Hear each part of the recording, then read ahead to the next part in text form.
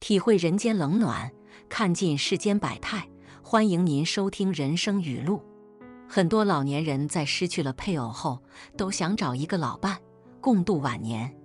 但是，再婚并不一定是幸福的开始，有时候也会带来更多的烦恼和麻烦。汪大爷就是这样一个例子，他因为想找个老伴而再婚了，却没想到半年就离婚了。他说：“我以为再婚就能有个伴，没想到还不如一个人过。”下面就让我们听听汪大爷的故事吧。汪大爷说，今年65岁，退休前是一家国企的工人，收入不高，但也够用。我有一个女儿，她已经结婚生子，和我住得不远。她是个会计师，工作很忙，但也很孝顺。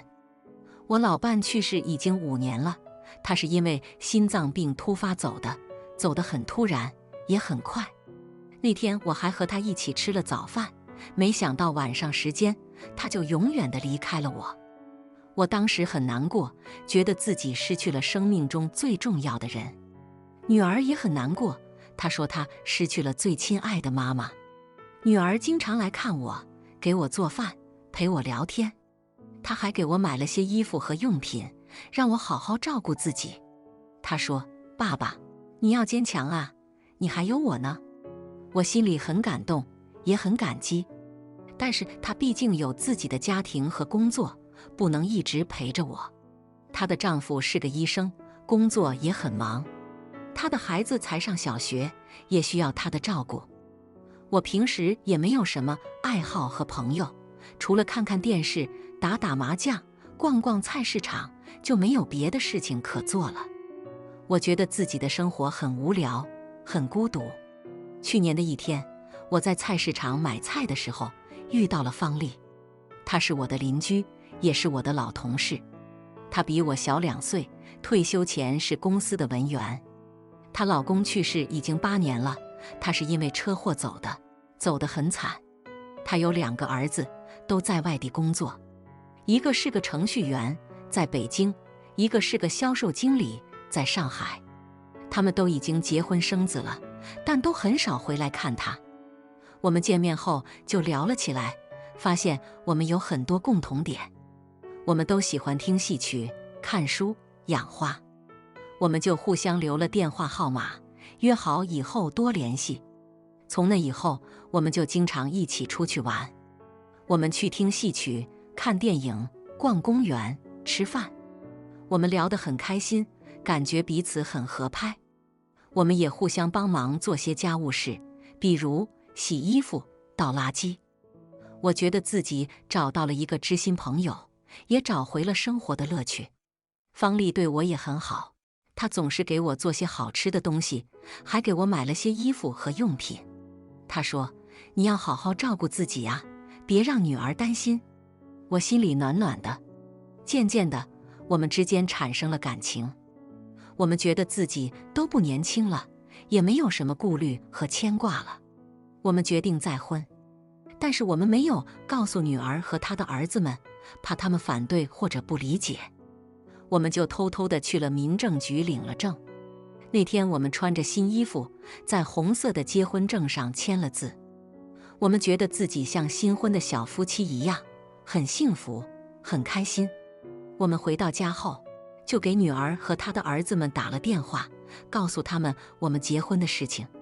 结果他们都很生气，说我们不顾他们的感受，背着他们做了这么大的事情。他们说我们不懂得珍惜老伴的回忆，不尊重他们的意见，不考虑他们的利益。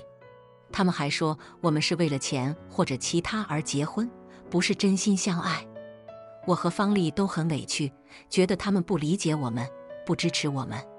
我们说，我们是真的喜欢对方，想要有个伴，你们应该为我们高兴才对。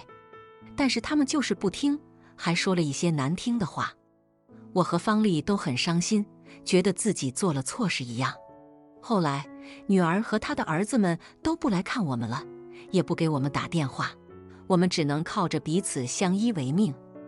我们住在我的房子里，因为我的房子比较大，也比较近市中心。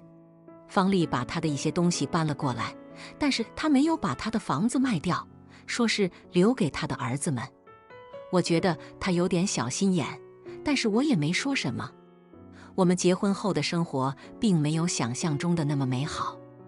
我们发现我们之间有很多不同的地方，比如我喜欢早睡早起，他喜欢晚睡晚起；我喜欢吃清淡的食物，他喜欢吃辣的食物；我喜欢看新闻和纪录片，他喜欢看电视剧和综艺节目；我喜欢安静和整洁的环境，他喜欢热闹和杂乱的环境。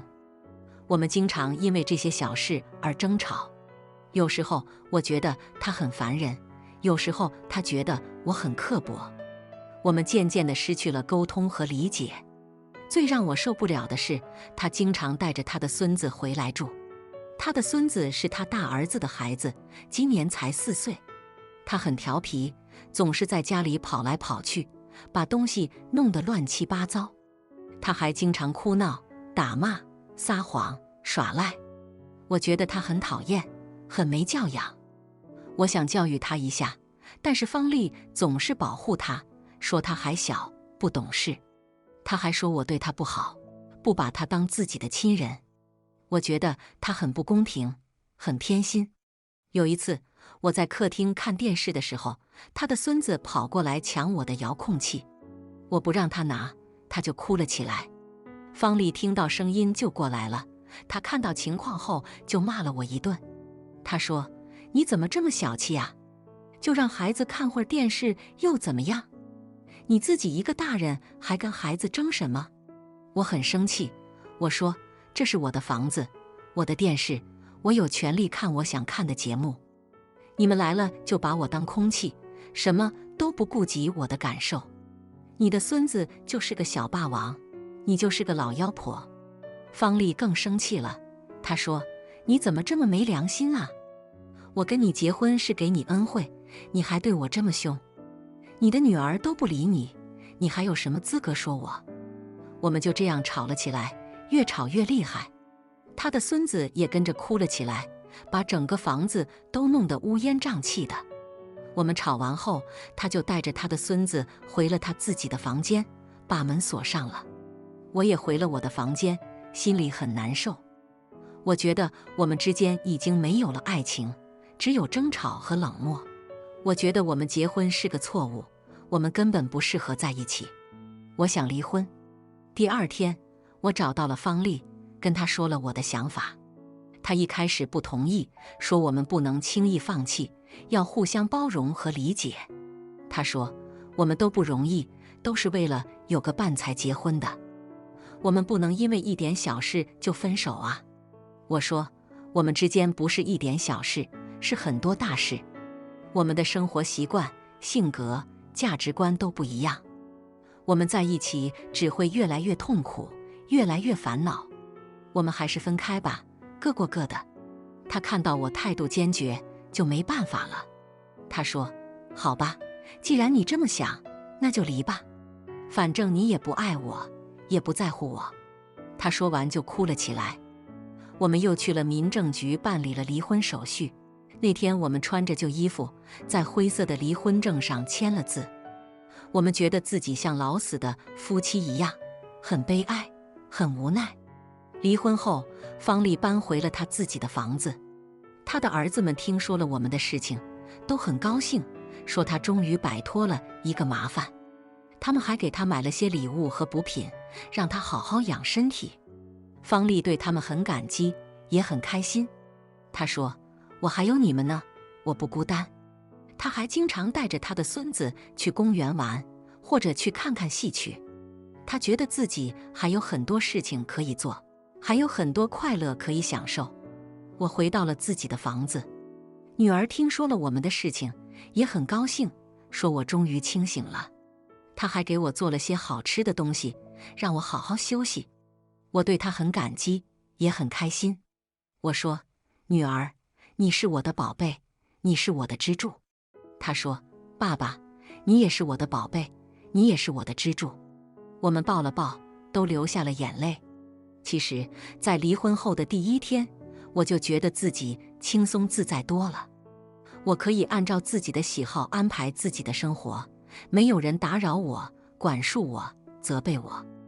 我可以看自己想看的电视节目，吃自己想吃的食物，睡自己想睡的时间。我觉得自己又找回了自由和快乐。我想，我和方丽都是好人，只是不适合在一起。我们的再婚是一场错误，也是一次教训。我们以为再婚就能有个伴，没想到还不如一个人过。我们忽略了2个人在一起的难度和代价，也忽略了自己的真实需求和感受。我们不是缺少了爱情，而是缺少了自我。现在，我觉得自己不需要再找老伴了。我有女儿，有朋友，有自己，我觉得这就够了。我想告诉那些想找老伴的老年人，不要轻易做出决定，要慎重考虑。再婚不一定是幸福的开始，也可能是悲剧的终结。有时候，一个人过也挺好的。久病床前无孝子，久贫家中无贤妻。在现实生活中，很多亲人都靠不住，半路夫妻就能100%靠住吗？别让幻想迷失了自己。感谢您的收听，下期再会。